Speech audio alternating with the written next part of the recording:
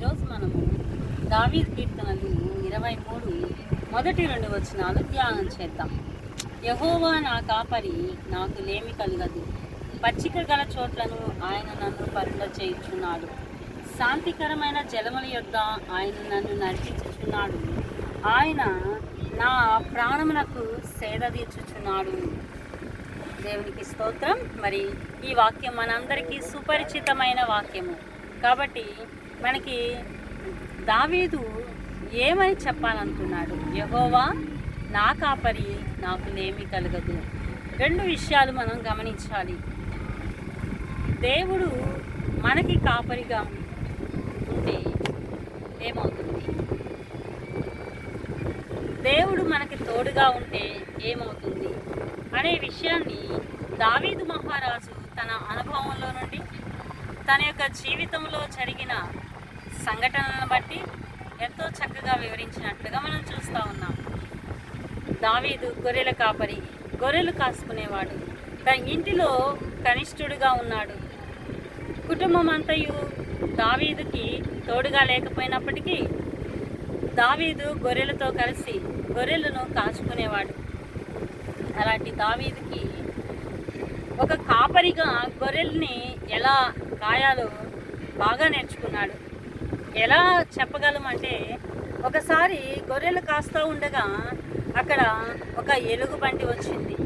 మనమైతే ఏం చేస్తాం? ఎలుగుబంటి వస్తే కదా మనకి భయం వేస్తుంది. ముందు మన ప్రాణం దక్కించుకుంటే చాలు అని అక్కడి నుంచి పారిపోతాం, దాక్కుంటాం. కానీ దావీదు అలా చేశాడా అంటే చేయలేదని చెప్పాలి. ఎందుకంటే ఒక గొర్రె పిల్లను రక్షించడానికి దావీదు తన ప్రాణాన్ని అడ్డవేసి వెళ్ళి ఆ యొక్క గొర్రె పిల్లను కాపాడి ఎలుగుబంటిని చీల్చివేశాడు. ఇంత శక్తి, ఇంత బలము తనకి ఎలా వచ్చింది అంటే దేవుని నుండి అనే చెప్పాలి. అయితే దావీదుకి ఇంకా గొర్రె పిల్లని ఎలుగుబంటి చేతిలో నుండే కాదు, ఇంకా సింహము నోటి నుండి కూడా గొర్రె పిల్లను తప్పించినట్లుగా చూస్తూ ఉన్నాం. సింహం వచ్చింది. మనం సింహాలన్నా, ఎలుగుబంట్లన్నా, పులులన్నా చాలా భయపడతాం. కానీ దావీదు అలా భయపడలేదు. కానీ తన ప్రాణం కంటే మిన్నగా, తన యొక్క జీవితం యొక్క పరమార్థం కంటే మిన్నగా గొర్రె పిల్లల్ని ప్రేమించాడు. అంటే దావీదుకు ఒకటి అర్థమైంది, ఒక కాపరి ఎలాగా గొర్రెల్ని కాపాడుతాడో అలాగే దేవుడు కూడా నాకు తోడుగా ఉంటే, ఆయన నాకు కాపరిగా ఉంటే నన్ను కాపాడుతాడు అనే ఒక అర్థంలో ఈ మాటని రాస్తా ఉన్నాడు. యెహోవా నా కాపరి, నాకు లేమి కలుగదు. లేమి అంటే మరి తక్కువ కాదు అని, ఏది తక్కువ కాదు అని అర్థం.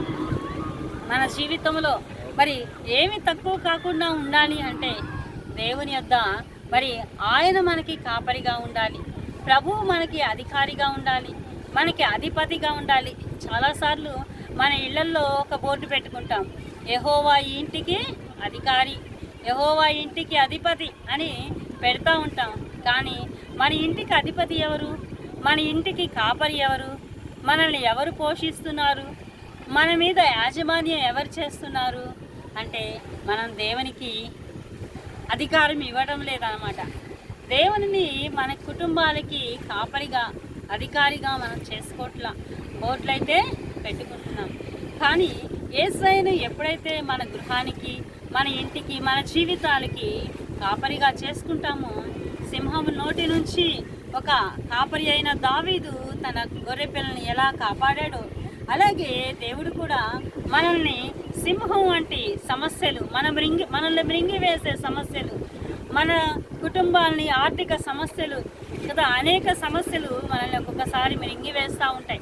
అలాంటి సమస్యల్లో కూడా దేవుడు మనకు తోడుగా ఉండి సింహపు నోటిలో నుండి దావీదుని ఎలా బయటికి తీసుకొచ్చాడో, దావీదు సింహం నోటి నుండి గొర్రెను ఎలా బయటికి తీసుకొచ్చాడో అలాగే మనల్ని కూడా యేసయ్య బయటికి తీసుకువస్తాడు. ఏ సమస్యలో ఉన్నా, నువ్వు సింహపు నోట్లో ఉన్నా కానీ భయపడాల్సిన అవసరం లేదు. దేవునికి నిన్ను నీవు అప్పగించుకో. ఆయన నిన్ను కాపాడి, నిన్ను రక్షించి, నిన్ను సంరక్షించి తన కుమారునిగా మరి నీకు ఏ కొరత లేకుండా, కొదవ లేకుండా మరి దేవుడు నిన్ను చూసుకుంటాడు. ఆయన నిన్ను పోషించే దేవుడు, నీ పోషణకర్త ఆయనే, నీ సమస్య తీర్చే దేవుడు ఆయనే. దేవుడు అంటున్నాడు, ఆకాశ పక్షులను చూడుడి, అవి విత్తవు, కొయ్యవు, కొట్లలో కూర్చుకొనవు, కానీ వాటిని నేను పోషిస్తున్నాను, నీవెందుకు చింతపడుచున్నావన్నాడు అని దేవుడు అడుగుతున్నాడు. కాబట్టి మనము మరి ఆకాశ పక్షుల కంటే శ్రేష్ఠులము కదా. కాబట్టి దేవుడు నిన్ను నన్ను పోషించడానికి సమర్థుడు. ఏ కొదువ లేకుండా ఈ లోకంలో ఆహారం గురించి, బట్టల గురించి మనం చింతపడుతున్నామేమో, ఏమి తిందుమా, ఏమి త్రాగుదుమా, ఏమి ధరించుకుందుమా అని మరి ప్రతి ఒక్కరూ చింతపడుతూ ఉంటారు. కానీ దేవుడు ఏం చెప్తున్నాడు తెలుసా? ఆకాశ పక్షుల వైపు చూస్తున్నాడు. ఎప్పుడైనా ఆకాశ పక్షులు పంట కోస్తున్నాయా? పంట విత్తనాలు వేసి పంటని అవి సేద్యం చేస్తున్నాయా అంటే లేదు. కానీ దేవుడు వాటిని పోషిస్తూ ఉన్నాడు. మరి మనం చూసినట్లయితే గడ్డి పువ్వులను చూడండి ఎంత అందంగా ఉన్నాయో. మరి ఈ మధ్య మేము ఇక్కడ ఒక గార్డెన్లో చూసాం, చాలా గడ్డి పువ్వులు ఉన్నాయి. ఎంత అందంగా ఉన్నాయి అంటే చాలా అందంగా ఉన్నాయి. కానీ అవి సాయంత్రానికి ఏమైపోతాయి? వాడిపోతాయి. అలాంటి వాడిపోయే వాటికే దేవుడు అంత అందం ఇచ్చిన ఎడల మన జీవితాలకి ఎంతో ఆనందాన్ని, అందాన్ని ఇచ్చి మరి చక్కగా చేయగలిగిన మన దేవుడు ఉండగా మరి మనల్ని మనం దేవునికి ఒప్పగించుకుందాం.